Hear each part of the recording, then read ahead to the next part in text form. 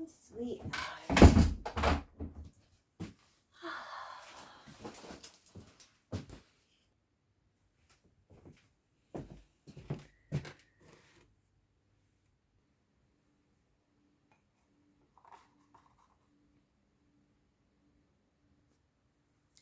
Hello, my fellow chatterers and avid readers, and anyone else who's popped in because you're curious or lost. I'm Chatty and welcome to my channel, Chatty the Mad Chatter, where I will be chatting away madly about The Long Way to a Small Angry Planet by Becky Chambers. Yes, I am back from my lovely holiday in Munich, and I did read this book while I was there. So I was hoping to, just like I did with Girl with the Latin Voice, do a video whilst I was in Munich telling you all about this book. But I actually finished this on the ferry on the way back. So I just squeezed it in. I didn't manage to get as much reading done on holiday as I was hoping, but it was a really lovely holiday and I did love the books that I did read, including this one.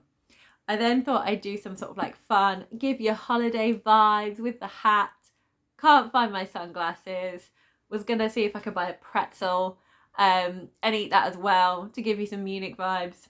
Or I was going to make a speezy, which is where you have Fanta and you have Coke and you pour them in the same glass and they sell it in like actual cans. It's an actual drink. It's a thing. It's actually quite tasty. I know it sounds weird, but Fanta and Coke actually quite nice. I have been converted to the speezy. But no, I am on the tea. It's actually a little bit cold. Not the tea, the weather. So I want a hot cup of tea. So yeah, so no, we can't manage the holiday vibes with this. So there we go. We just did a recreation of coming home instead. I felt that was enough. But yes, The Long Way to a Small Angry Planet by Becky Chambers. This is an adult sci-fi. And it was one of the books that was voted by you guys as one to take on my books on tour, where I go away somewhere and read a book and tell you about it and sort of do a very segmented vlog of my journey, because on this channel we do one shot, there is no editing. So cheers everyone. So we're just rolling with it. And also slightly scary, I don't have any notes. No notes. The only thing I have is a list of character names to remind myself of who they all are.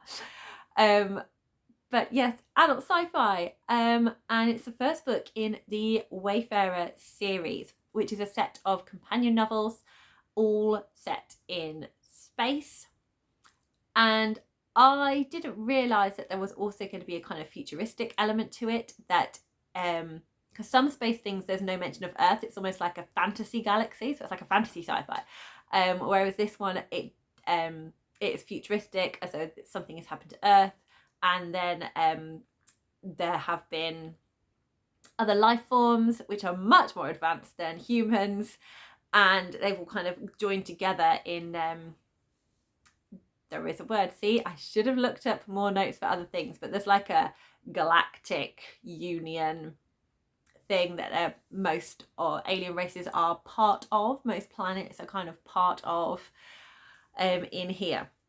So I found that aspect really fascinating, about kind of how humans might then feel about their planet and their planet's history, and now they have other homes all over here.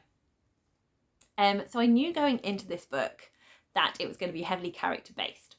And I did think that that was probably going to work for me because I do enjoy characters and emotional development.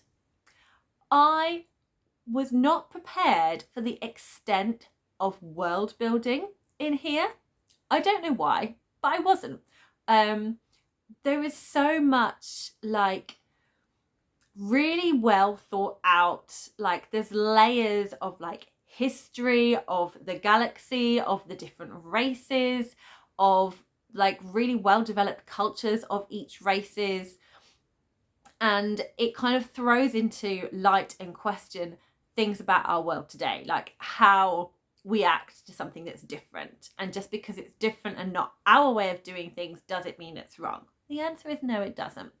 And there were some wonderful examples in here about how there is a race called the Andrisk, and they are scaled beings with tails and like feathered crowns, and their whole culture of raising children and real physical intimacy is so different from our human culture. So in the Andrisk culture, you have different types of families. So you have what's called your hatch family. So you're not raised by your parents, you're raised by your hatch family.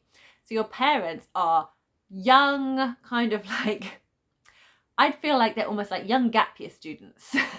Young people who want to go and explore the world and make their mark. They have an egg and they give it to a hatch family and they go off and do their thing. And although they are biologically connected to the egg, emotionally they are not, but the hatch family is.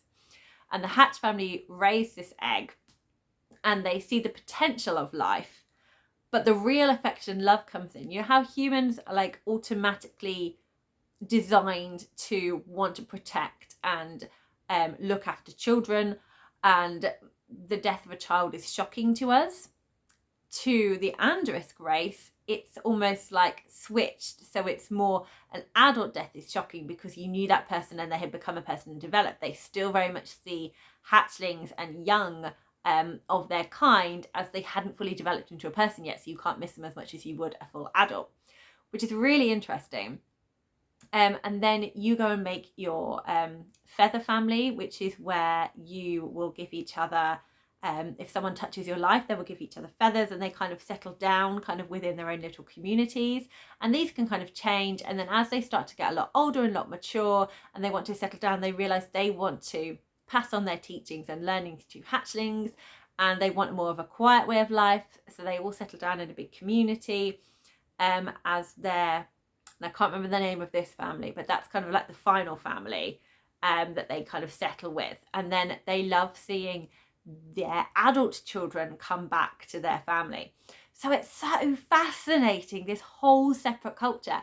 And like, that's just one of them. That's just one of the cultures in here. So I just find it phenomenal, the level of world building in this and how it makes you question what you know about yourself and what you know about the world.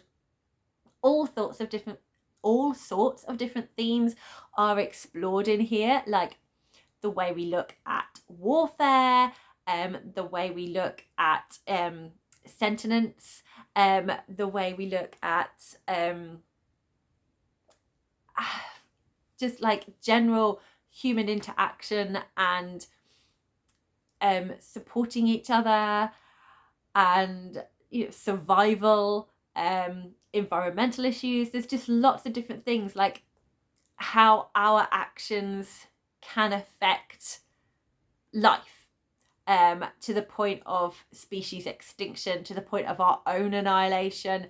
There's so many things from here which you can relate to our world, and that's why I feel this book is heavy. So it's very kind of mixed. So in some ways this feels heavy and in some ways it feels light. It is a slice of life. It is day to day with this set of characters on this ship, the Wayfarer. So we have this amazing found family. One of my favourite tropes in books is a found family. So I was in such a delightful place with this. It's a really interesting bunch of characters and how they all have different roles within the ship and how they all excel at what they do, but they are so different, and how they relate to one another and how they support each other and problem solve little problems that come along. So you kind of see that on a day-to-day basis. So it feels like you can kind of pick up and put it down because it feels quite episodic. I will come over to that again in a moment. And it is, just enjoying food on the table as a family, and then kind of like thinking about your own sort of personal life and them kind of working out their emotions and their own individual struggles. But then you have those big overarching themes like the survival of your species or warfare, and then you're like, oh, this is heavy stuff. So it's a real interesting mixture of how you can flip between those two feelings while reading this book. So I think I mentioned in one of the sort of segmented vlogs before of how it felt heavier and I sometimes kind of needed to switch my brain into gear for reading this.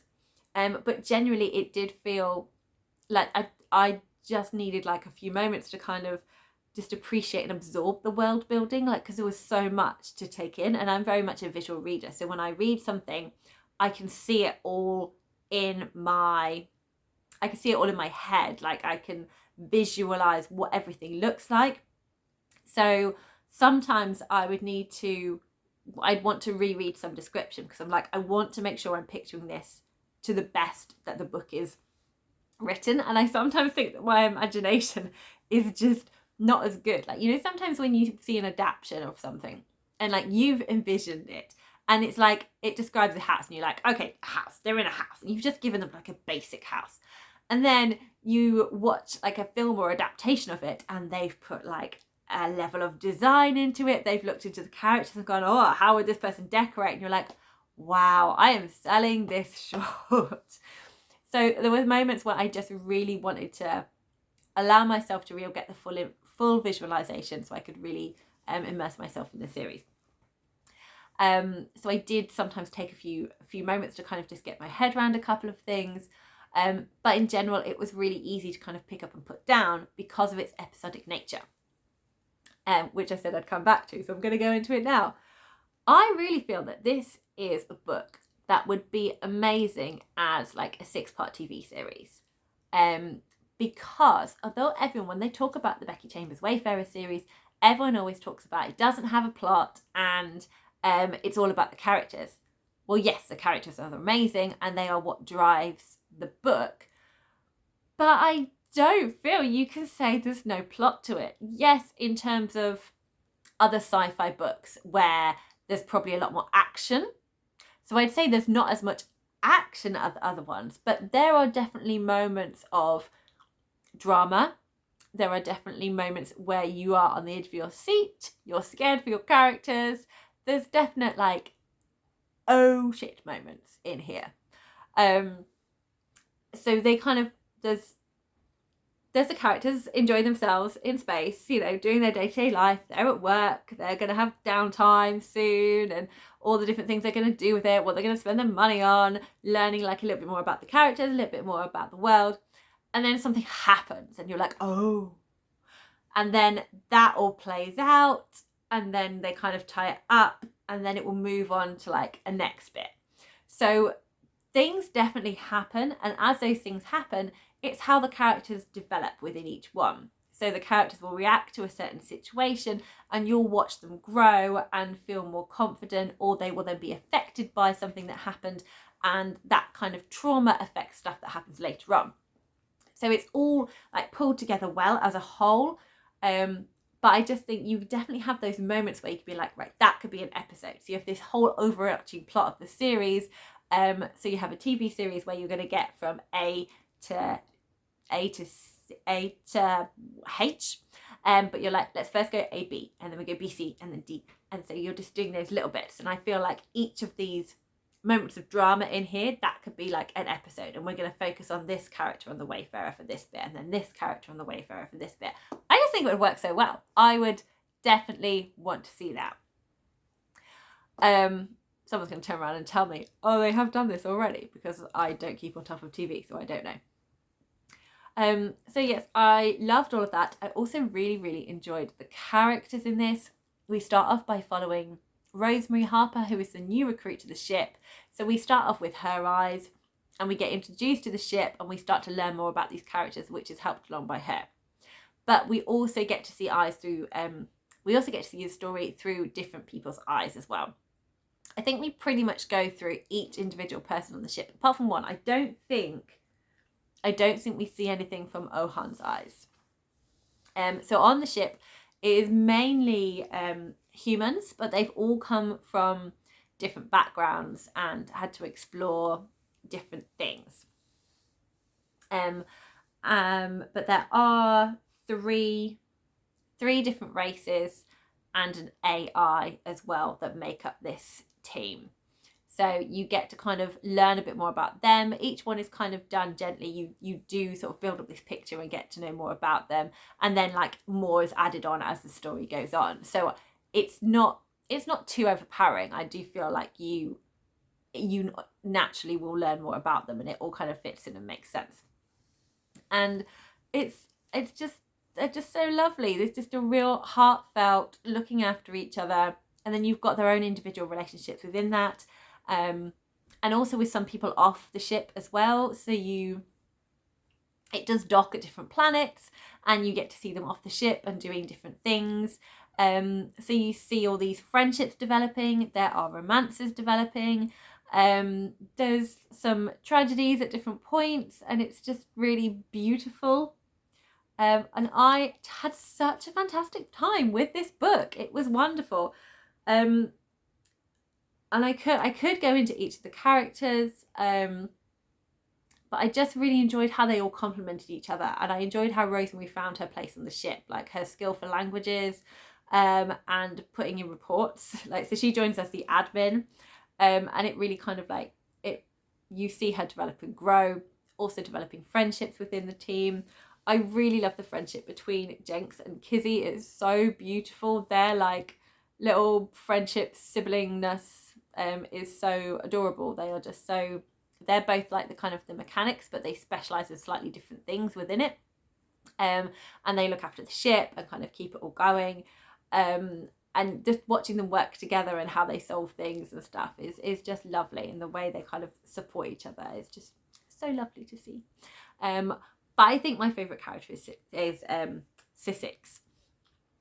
I'm trying to say her name properly because I've always wanted to say Sixis, and I know that I've been mispronouncing it, so it's Sissix. And she is an Andarisk.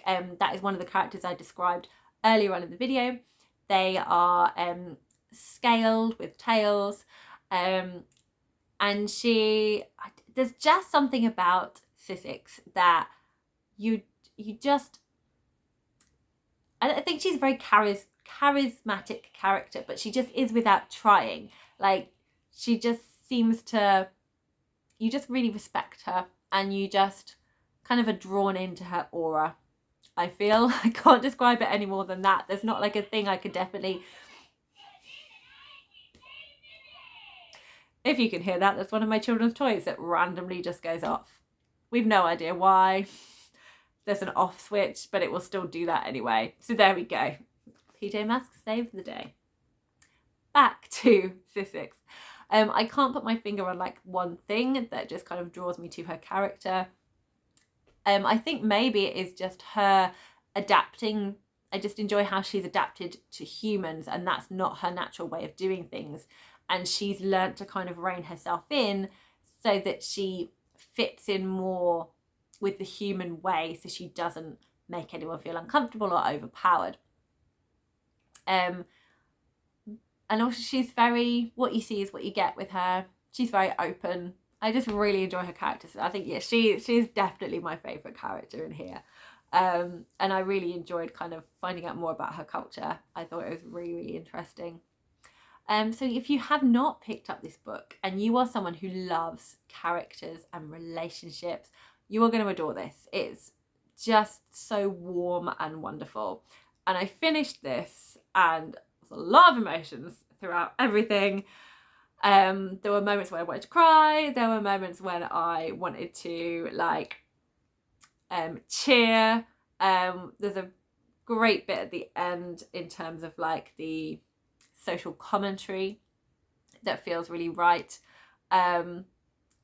in kind of rounding off the general story. But there's also some sad moments as well, and you kind of just want to stay with them. You just want to stay on this ship with them and kind of see what happens next, and are they going to recover, and are they going to be okay, where do they go after this? So there is a chapter of the next book, which I will have to look at to remember. There we go. A Close and Common Orbit is the next one. So there is a first chapter. Is it a first chapter, or is it like an extract? Oh, it's an extract. So it's an exclusive extract from A Close and Common Orbit. So I read that bit because I was like, I didn't want to stop. I didn't want to let these characters go. And I know they are companion novels. I know that we focus more on other ones. But The characters I think we might be focusing on are ones we have met in here, but they're more like secondary characters. So I'm really keen to then see their story and just exist in this world. And I just trust that Becky Chambers' writing, I'm a fan. I loved this. I'm really excited to read the rest of her works. I know she's also got the Monk and Robot things, which sound amazing. And I just want to get the next book straight away. Like I finished this one, put it down on the ferry, and I'm like, give me the next one because I don't want to stop. But luckily, Sensible Charlotte comes in here because I only have this one. I do not own the rest of the series. I can get them from the library, however. Most of the books that I read, I cannot access from the library because they are more obscure fantasy ones, and libraries just don't seem to do, unless it's kind of like mainstream fantasy, the libraries just don't tend to do them. But these ones, they do. So they are doing this, so I can get hold of other ones. But I have so many series on the go. This is going to have to wait, but this will be a priority series for next year, absolutely, because I had the best time with this. It was fantastic. Thanks so much for listening. Please do give a chat to me down in the comments. You know I love a chat. Have you read this book? Are you hoping to read this book? Did you have similar thoughts? Did you DNF it? Was it not for you? Let me know. Also, any other good sci-fi recommendations, because that is definitely a genre I want to read more of. I have a few on my wish list, but I'm always open to more. Happy reading, everyone.